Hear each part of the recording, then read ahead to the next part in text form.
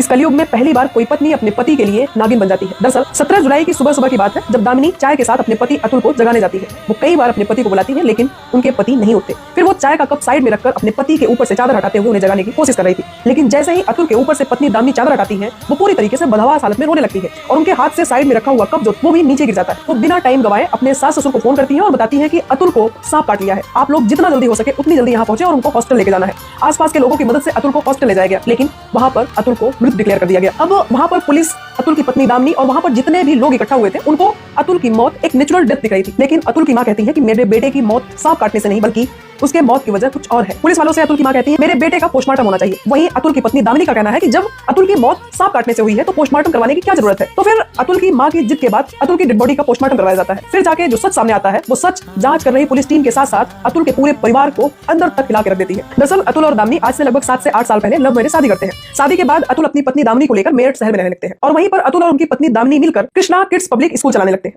School भी अच्छा चल रहा था। कुछ दिनों बाद इनको एक बेटा पैदा होता है और फिर कुछ दिन बाद दामिनी को एक बेटा पैदा होता है। सब कुछ बिल्कुल परफेक्ट तरीके से चल रहा था। लेकिन तभी उस कृष्णा किड्स स्कूल में वैन चलाने वाले ड्राइवर से दामिनी को प्यार हो जाता है। लेकिन कुछ दिन बाद अतुल को अपनी पत्नी दामिनी और वैन ड्राइवर के अफेयर के बारे में पता चल जाता है और फिर ये हमेशा अपनी पत्नी दामिनी को रोक टोक लगाया करता था, उस वैन ड्राइवर से बातचीत नहीं करने दिया करता था। ये चीज दामिनी और उस वैन ड्राइवर को बिल्कुल भी पसंद नहीं आ रही थी। इसीलिए दोनों प्लान बनाते हैं, क्यों ना हम लोग अतुल को ही रास्ते से हटा दे। दामिनी उस वैन ड्राइवर के साथ मिलकर 5 लाख रुपए में 2 सपेरों को बुलाती है और उससे कहती है कि एक ऐसा सांप लेके आना जिसके मात्र एक बाइट से आदमी की मौत हो जाती हो। फिर वो सपोले एक करैत सांप लेकर आते हैं जिसके मात्र एक बाइट से आदमी की मौत हो जाती है। फिर इधर 16 जुलाई की रात को दामिनी अपने पति और अपने बच्चे के साथ डिनर करती है। डिनर करते ही टाइम दामिनी अपने पति के दूध में 15 से 20 नींद की गोलियां मिला देती है, जिससे अतुल गहरी नींद में सो जाता है। और फिर वो फोन करती है उस वैन ड्राइवर को। फिर वो वैन ड्राइवर उन 2 सपेरे को वो करैत सांप लेकर भेजता है। फिर गहरी नींद में सोए हुए अतुल के चादर के नीचे वो करैत सांप छोड़ देता है। फिर वो सांप अतुल को बाइट करता है और फिर अतुल की मौत हो जाती है।